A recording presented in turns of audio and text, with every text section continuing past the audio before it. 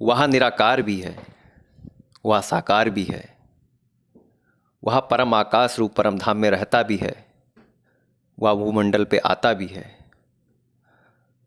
वह ज्ञान की स्थापना भी करता है, साधुओं का उद्धार भी करता है और दुर्जनों का विनाश भी करता है।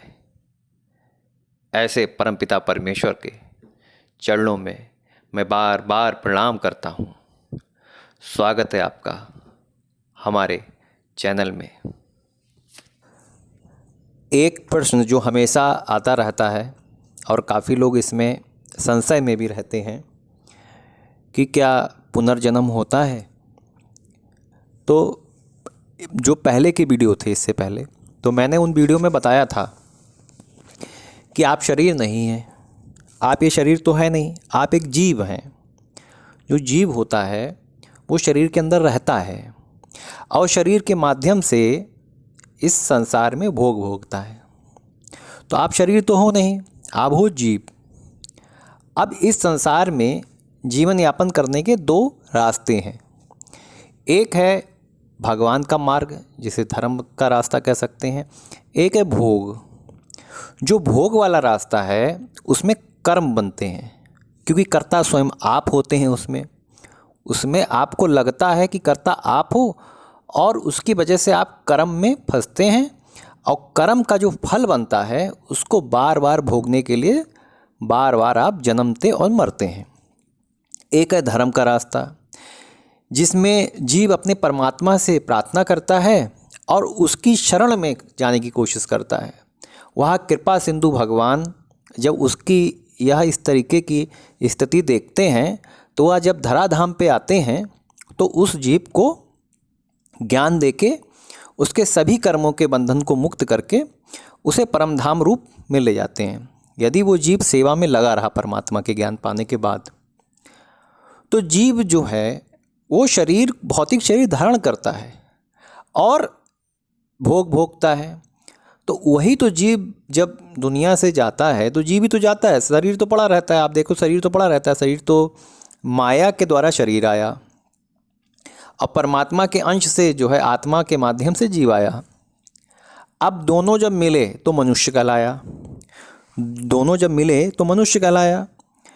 तो ये जो हैं संसार में घूमते हैं जीव शरीर को माध्यम बना के, और जब घूमेंगे तो अगर वो भोग में चल रहे हैं तो भोग में कर्म बनेगा, और वो धर्म क्षेत्र में परमात्मा को करता हुआ मान के, मतलब भगवान के लिए सब कुछ समर्पित हुए चल रहे हैं, तब परमात्मा जब धरती पे आएगा तो उसे ज्ञान देके उनके बंधन मुक्त कर देगा।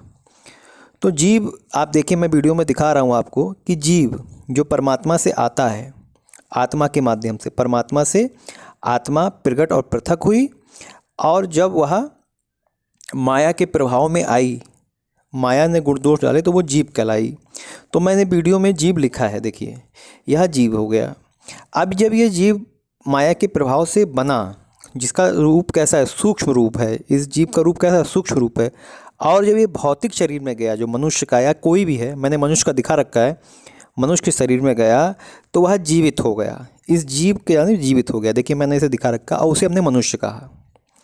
तो मनुष्य मतलब सीधा करने का मतलब ये है कि मनुष्य जो है उसमें सूक्ष्म शरीर भी है, भौतिक शरीर भी है, और जिससे दोनों ये शरीर चल रहे हैं उसमें प्रतिक्षण आत्मा प्रवेश करती है, जिससे जीव को जीवनी शक्ति मिलती है। तो कर्म जो है वो जीव करता है और उसको भोगने के लिए बार बार जन्मता और मरता है।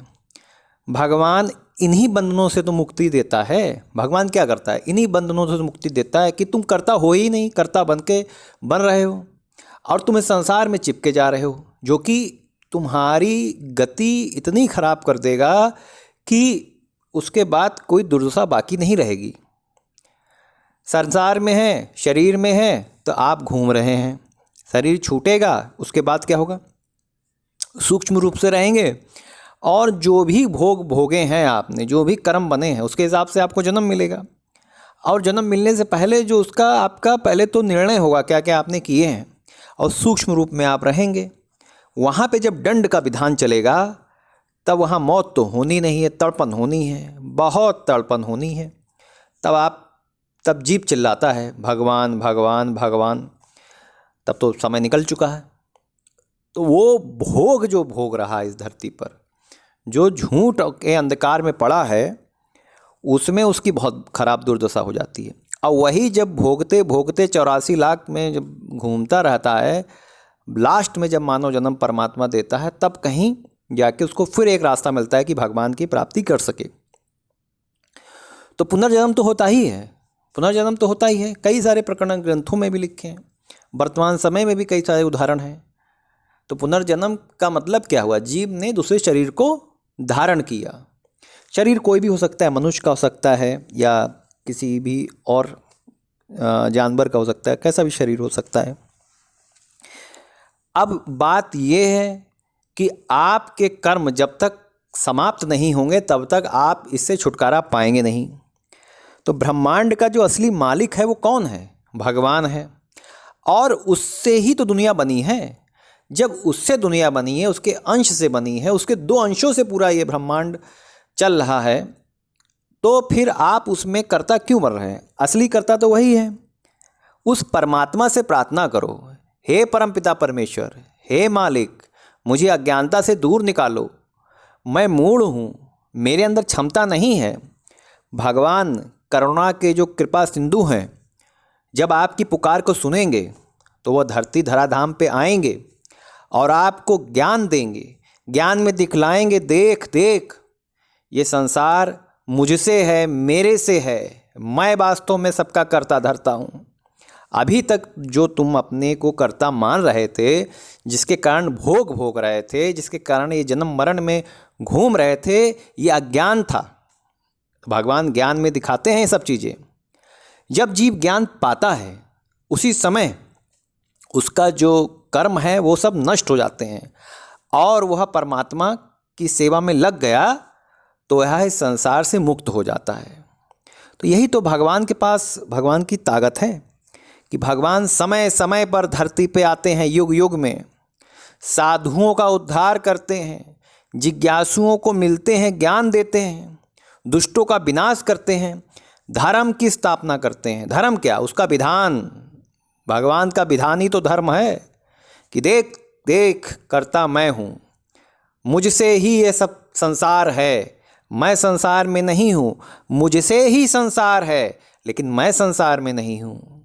मेरे 2 अंश से ये संसार चल रहा है और मेरे से ही तेरा अस्तित्व है। अगर मैं तेरे अंदर की आत्मा, ईश्वर ब्रह्म जो परमात्मा दे रहा है आपको, आप जो प्रति क्षण श्वास ले रहे हैं, वो शक्ति रोक दें तो पूरा संसार चित्त हो जाएगा, बेकार हो जाएगा, चलायमान ही नहीं रहेगा, ख़त्म हो जाएगा। ये दिखाते हैं भगवान। जब ये दिखाते हैं तो जीव का अंदर का जो अंधकार है वो समाप्त हो जाता है और वो परमपिता परमेश्वर के चरणों में पड़ के उससे अनुरोध करता है कि भगवान अभी तक तो जो हुआ हुआ, लेकिन मेरा अब आगे से कोई आपसे दूरी ना बने। भगवान से दूरी बनाने का मतलब हुआ करोड़ों करोड़ों जन्मों के लिए आप नर्क में चले गए। तो क्या नर्क में आप जाना चाहोगे? भगवान से दूरी बनाना चाहोगे? नहीं। इसीलिए ब्रह्मांड का जो असली मालिक है केवल और केवल परमात्मा है। वह समय समय पर अपने परमधाम से पृथ्वी पे आते हैं और अपने समर्पित भक्तों को सर्वोच्च और पूर्ण ज्ञान प्रदान करते हैं। आधा अधूरा नहीं, पूर्ण ज्ञान प्राप्त करते हैं, पूर्ण ज्ञान देते हैं। जब पूरा ज्ञान उनको देंगे अपने जीवों को, तो उनको दिखाई देता है कर्ता भर्ता जो भी कुछ है परमात्मा है और वह जीव झूठे बंधनों से मुक्त हो जाता है। उसी को तो मोक्ष कहते हैं। और मुक्त होने के बाद परमात्मा की भक्ति में वो लग जाता है, सेवा में लग जाता है।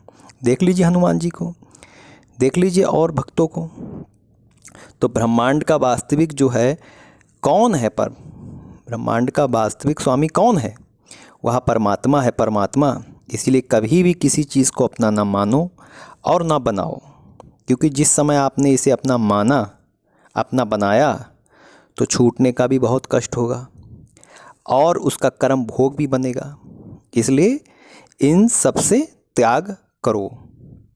तो आज हमने देखा कि जीव जो है वो जब तक कर्म और भोग में रहेगा उसका आवागमन लगा रहेगा, उसी को पुनर्जन्म भी कहते हैं। जब तक जीव कर्म से मुक्त नहीं होगा तब तक उसका यह चक्कर लगता रहेगा और वो जन्मता मरता रहेगा। क्योंकि शरीर जो आप देख रहे हैं वो तो आप हैं ही नहीं, मैं बार बार बोलता हूँ ना, वो तो आप हैं ही नहीं। और वो बन क्यों रहे हो आप जब नहीं हो? असली मालिक परमात्मा है, जिससे आत्मा प्रकट और पृथक हुई और शरीरों में गई, शरीर में जाकर प्रकृति के कारण उसमें मैं पैदा हुआ। तो अब आप क्यों वो मैं बना के चल रहे हो? आप क्यों नहीं उस परमात्मा को याद करते हो? और जब तक उसे याद नहीं करोगे तब तक इस संसार से मुक्त होना भी नहीं है। इसी में घूमते रहो, इसी चक्कर को काटते रहना पड़ेगा। क्योंकि मोक्ष देने वाला भगवान, ज्ञान देने वाला भगवान और सही बात बताने वाला भगवान, और तो सब लागे स्वार्थ करें सब प्रीति, सूर्य नर मुनिक सबकी यह नीति। बिना स्वार्थ के संसार में तो कोई प्रेम करता ही नहीं, केवल और केवल परमात्मा ही प्रेम करता है। जब परमात्मा प्रेम करता है तो क्यों नहीं भगवान के हो जा रहे हो? क्यों नहीं उसको याद करते हो? भाई याद करो उसको, कम से कम दिन भर में एक बार तो याद करो अपने असली माता पिता को। तो पुनर्जन्म होता है, किसका होता है? जीव का होता है। अलग अलग शरीरों में वो आवागमन करता है और जो सूक्ष्म शरीर उसका होता है वही मृत्यु के समय इस शरीर को त्याग के जैसी भी उसके कर्म होते हैं उस हिसाब से वो जाता है इस संसार से। उसकी तो मौत भी नहीं है। अगर उसने बहुत गलत कर्म किए हैं तो भाई उसकी मौत भी नहीं है, उसे तो भोग भोगना है भाई। यमराज उसको इतना सताएगा कि उसमें तो कुछ कह भी नहीं सकते। अच्छे कर्म किए हैं तो स्वर्ग भोगेगा, कुछ समय स्वर्ग से भी ढकेल दिया जाएगा, लेकिन मोक्ष नहीं है। तो कर्मों के भोग भोगने के लिए जीव बार बार जो शरीर धारण करते हैं उसे ही पुनर्जन्म कहते हैं। तो ये है, संसार में तो है ही। आप देखो बहुत सारे उदाहरण मिल ही जाते हैं आज के समय में, लेकिन इनसे मुक्त भी तो होना है। और मुक्त कौन करेगा? केवल परमात्मा। इसीलिए संसार की किसी भी विषय, वस्तु, धन, स्थान, रिश्तेदार को ना अपना मानो और ना किसी से प्रार्थना करो। और करना ही है तो उससे करो ना जो सबका मालिक है। उससे करने में क्या दिक्कत है? उससे करो। तो यहीं पे हम वाणी को विराम देते हैं। आप आए, आपने हमारी बात सुनी, तो एक बार बोलिए परम पिता परमेश्वर की जय हो, परम पिता परमेश्वर की जय हो, परम पिता परमेश्वर की जय हो। उसकी शरण में हमेशा बने रहो, उससे हमेशा प्रार्थना करते रहो। वही आपका असली माता पिता है और वही आपका पालनहार है, वही आपको देखने वाला है। उसकी हमेशा आप स्तुति करते रहो। यहीं पे मैं वाणी को विराम देता हूँ। आप लोग आए, आप लोगों ने सुना, उसके लिए धन्यवाद। धन्यवाद आप सभी का, बहुत बहुत धन्यवाद।